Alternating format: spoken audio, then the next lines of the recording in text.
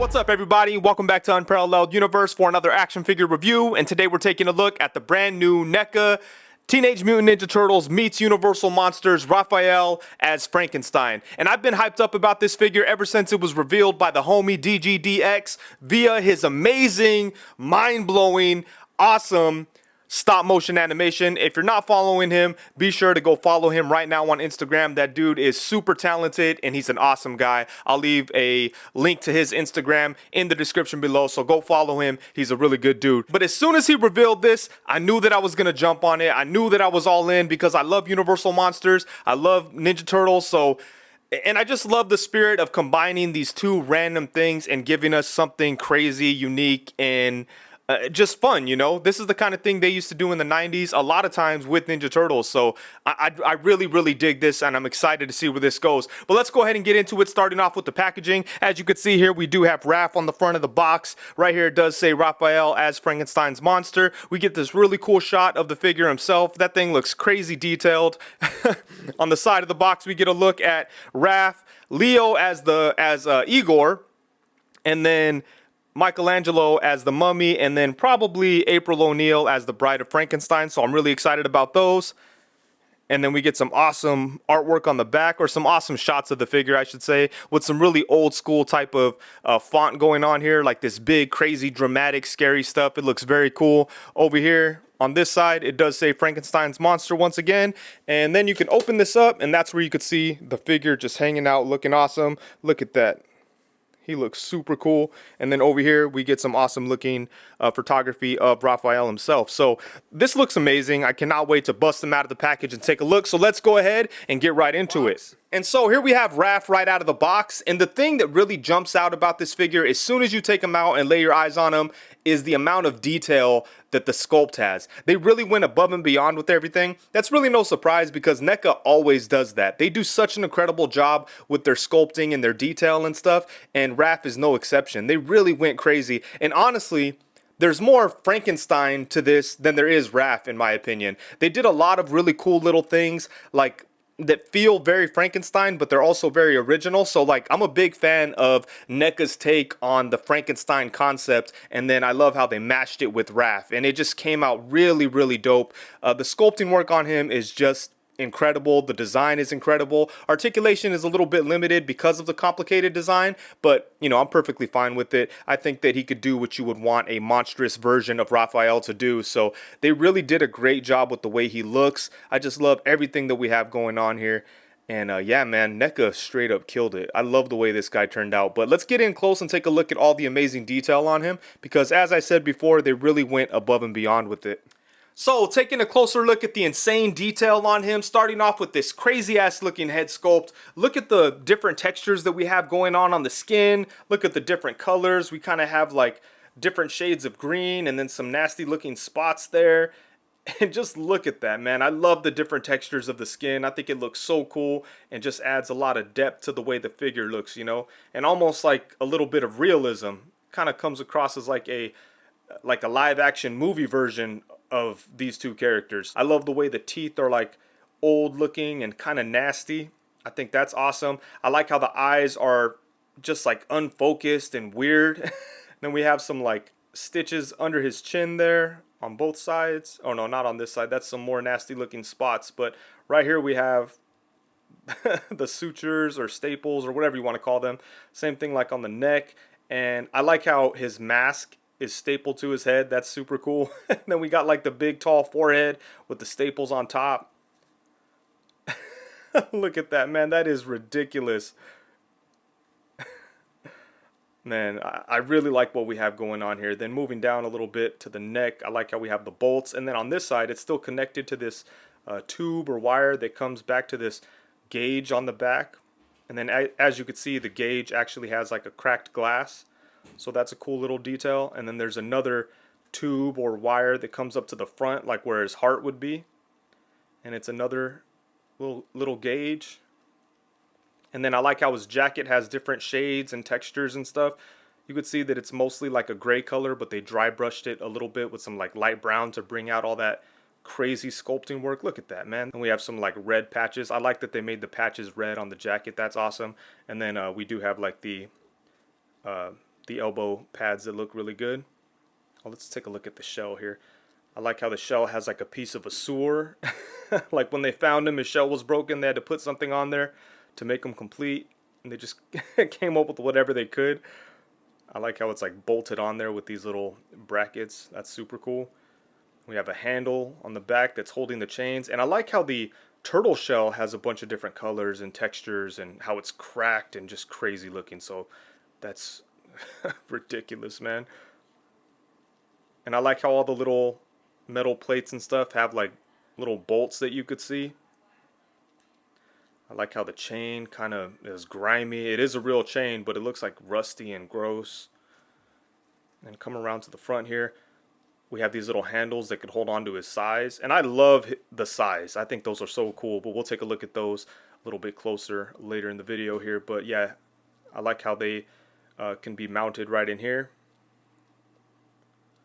And then check out the arm here. We got like some more mechanical stuff, some more stitches, some more nasty texture. The fingernails look good. And moving down, oh, look at that. We got some red staples. I thought I saw some like blood on him somewhere. Oh yeah, maybe like a little, or I don't know what's going on here. Maybe like a little bit of blood. No, it's more like red stitching. Never mind. I thought it was blood, but whatever. Still looks crazy. Moving down into the legs here, yeah, we have the red stitching right in here that you could see.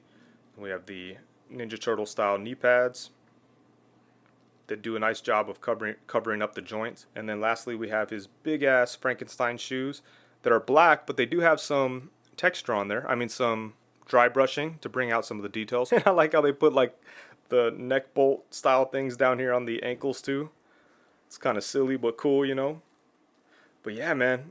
Ridiculous sculpting work and detail on this. Just everything looks good. Oh, we got like another plate right here holding together the front of his shell for pieces that may have broken. What else do we got going on? I just want to show everything because there's so many little details that look insane on here. We got some more red stitching in the back. But yeah, incredible sculpting work on this guy. And for accessories, we don't get a whole bunch of stuff, but we get a couple of extra hands and some weapons, so I could live with that. First off, we have a set of open hands that kind of look like he's reaching out, grabbing for something. So these are going to be good for like monster type of poses. And then he does have a set of fists. Then we have a set of gripping hands that could be used to hold on to the size. And speaking of the size, I think these things are hilarious. I really like them. I like how the middle blade of the side is like a lightning bolt, and then the rest of it kind of looks like the coils used on the machine to bring Dr. Frankenstein's monster to life, you know. So that's a very creative way to combine the two elements of these two characters, and I just think these things came out very cool. They have like a metallic metal paint job, and Raph has no problem holding them, so these are dope. And then for some quick size comparisons, here we have them alongside the Neca movie Teenage Mutant Ninja Turtles Raphael and the Neca Frankenstein's monster. And as you could see, the Raphael as Frankenstein's monster scales really well with the movie Ninja Turtles Raphael. He's just a little bit taller because of his feet extensions, or whatever you want to call them, those big ass shoes that he's wearing. They kind of make it like he's a little bit taller, but if you were to take those away, he'd be the exact same size as the regular movie Raph. So I think that's awesome, and I love the way he looks next to the Neca Frankenstein's monster. He would look cool. I'm not sure where I'm gonna put him, you know. I kind of want to have him with my monsters. I think he would look pretty good with them, but you know, he's a turtle, so he'll probably end up there. But I think he looks really cool next to Frankenstein. And next up, we have him alongside the Neca Turtles in Disguise Raphael and the Jada Toys Frankenstein with that big cheesy smile. But yeah, you could see that he looks way bigger than the animated turtle stuff. So he's probably, they probably were kind of trying to go with the more movie type of take, you know, because he doesn't really have any animated type of features. He looks pretty like realistic. And next up, we have him alongside the Neca movie Teenage Mutant Ninja Turtles Casey Jones and the Jada Toys Creature from the Black Lagoon. And I really like the way that Casey Jones looks next to Raph. You could probably get some Casey Jones Monster Hunter kind of situations going. That'd be kind of fun. But yeah, I think they look good together. Next up, we have him alongside the Neca Teenage Mutant Ninja Turtles Baxter Stockman and Splinter. Next up, we have him alongside the Mezco 112 Collective Count Orlok and the Neca Ghostface from Scream. And as you can see, he fits in very well with just random monsters. And then last but not least, we have him alongside the Marvel Legends Pizza Spider-Man and Marvel Legends Bucky Cap. And then when it comes to articulation, obviously there's going to be a lot of setbacks and restrictions because of the design, and just the concept doesn't really lend itself very well to like articulation. But I'm okay with that. In this case, I'm good because, you know, I wasn't expecting a Frankenstein version of Raphael to be able to get into crouching poses or anything like that. I think the articulation he has, even though it's limited, is enough for this version of the character. So, you know, I'm okay with it. But let's go ahead and take a look, starting off with the head. He does have movement at the upper neck and the lower neck, so you do get some pretty good movement out of those two working together. More so from the top part. The lower neck does have a little bit of movement, but just not as much because of the bolts and, you know, the sculpt on the lower neck and stuff. It's a little tight. But, you know, if you move those around, you could get some nice expressive head movement. There you go. So that works. Then you can look up to right there, which isn't too bad. Then you can look down to right there, which is nice. Yeah, that'll work. And it kind of feels like there's some type of articulation in the torso, but it's very hard to like access it or get it to move at all. Yeah, because like this is an overlay, so I imagine that there's like a ball joint under there, but you're really not going to get any movement out of it. Let's see. Let's see if I can do this without breaking it. Yep, nothing. And he's sturdy too. Doesn't feel like I'm going to break him. But yeah, I guess he kind of bends forward just a little bit. Not enough to really talk about, and really not enough to even acknowledge, you know. His torso basically doesn't really have any movement. So, you know, it is what it is. Does he rotate at all? I mean, a little bit, but not a whole lot. And then for the arms, they do go all the way around. They come out to the side to about right there. More importantly, they get in front of him to about right there, so you could have him in those, you know, weird Frankenstein walking around with his arms out type of poses. And then he does have a double jointed elbow, but it really doesn't get that much of a crunch because he does have the elbow pad.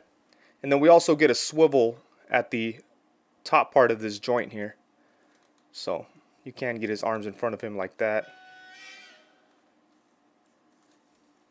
And then he does have a swivel at the wrist and a hinge. So that's nice. For the legs, we do have like ball joints at the hips that are covered up very nicely by the overlay here. And it still allows for some pretty decent movement. You could get his leg forward to about right there. You could bring it back to about right there. You could bring it out to the side. Whoa, look at that. He could kick to the side a pretty decent amount. And then he does have some rotation on the actual ball joint. And there's also like a hidden hip swivel in there. So, I mean a hidden upper thigh swivel.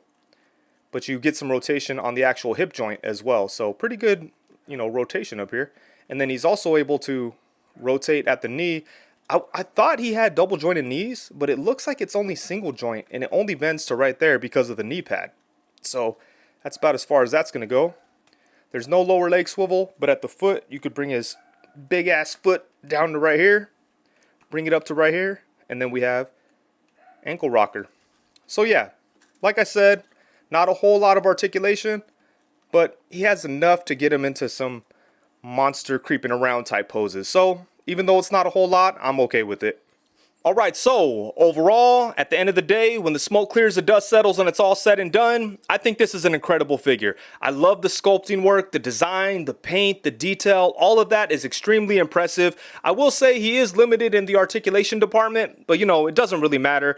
I think for the concept of the character, the articulation is suitable, so I'm fine with the articulation. And the fun factor isn't really going to come from picking this figure up and posing him around and getting him to crouch down like Spider-Man or something. The fun is going to come from like taking pictures, and just the idea of it to me is super fun and exciting, and the execution is crazy. They did such an incredible job with the sculpting work, man. Like looking at this thing, I'm just blown away, and I'm already like familiar with what Neca does, you know. I know they get down with the sculpting work, but when I saw this guy, I was like, damn, they really got crazy with it. And I love the design, man. I like how they take elements of Frankenstein's monster and elements of Ninja Turtles, and they mash them together so seamlessly and give us something that's recognizable as those two things, but at the same time it feels original. You know, like the design feels original, but you see it, you know it's Frankenstein, you know it's Raph, and it's just amazing. So they did a great job with it, and I really hope that they continue down this road, you know, this concept, because back in the day, Turtles used to cross over with everything. So I would love to see NECA cross over Turtles with things that are more modern, or maybe even some old classic stuff, you know. But I just hope that they fully embrace the idea of crossing over Turtles with other things. I think that they could get really crazy with it and have a lot of fun and give us something really unique. So right now, the NECA Ninja Turtle stuff is like my favorite action figure line. I love the anime, or not my favorite, but it's like top 3, I would say. It's definitely up there. But I love the animated stuff. The movie stuff is crazy. And now that they're doing like almost original designs, kind of, you know, obviously it's Frankenstein's monster and Raph, but it's like an original design almost, you know. It's exciting. It's exciting to think of what else they could do, and I'm excited to get the other Turtles as monsters. You know, Leo looks like he's gonna be cool. I can't wait to see more of Mikey as the Mummy, and I can't wait to see April as, I believe it's gonna be April, as the Bride of Frankenstein. And that kind of makes me think that maybe they'll, like, what do you guys think they're going to do for Donnie? I don't know if they've announced it, or I don't know if they've leaked it or anything, or given any hints. But, you know, I kind of think they're going to make, like, Donnie Dr. Frankenstein. I could see them doing that because all the other characters are mashups with, like, Frankenstein, except for, or with Frankenstein characters. You know, you got Raph as Dr. Frankenstein's monster. You got Leo as Igor, and then you have the Bride of Frankenstein. The only one who's kind of outside of that idea is Mikey. So, you know, they could go completely left field with Donnie. If they did, I'd like to see them do the Donnie as Invisible Man. I think that would be cool because they're both like smart scientist type guys, so that would work. But I almost feel like they're going to make Donnie Dr. Frankenstein himself. And that could be cool, man. I would like to see what NECA could do with that idea. But I guess we'll have to see. Either way, I'm down. And one thing I want to point out is the QC on this guy was pretty good. Like, I didn't have any problems on the figure itself. I didn't even have to heat him up. I did heat up the hands because the hinges were a little tight, but as far as the figure itself, everything moved very easily right out of the box. So I was happy to see that, because even though I haven't had too much of a problem with NECA joints and NECA QC, I know it's something that they've been known for, but they're continuously getting better. And I feel like QC problems have become less and less of an issue for them. So that's really good to see. But yeah, man, I think this is a great figure. And if you're a fan of Universal Monsters or Ninja Turtles, I strongly suggest you pick him up because he's dope. And with that, I think that's it. Thank you so much for watching. Please be sure to like, comment, subscribe, and all that good stuff. Also, be sure to hit the bell notification so you know every time that I go live. If you're not aware, I do go live every Tuesday at 7 p.m. and every Friday at 7 p.m. So come through, let's talk about toys and get weird. Thank you very much. Peace.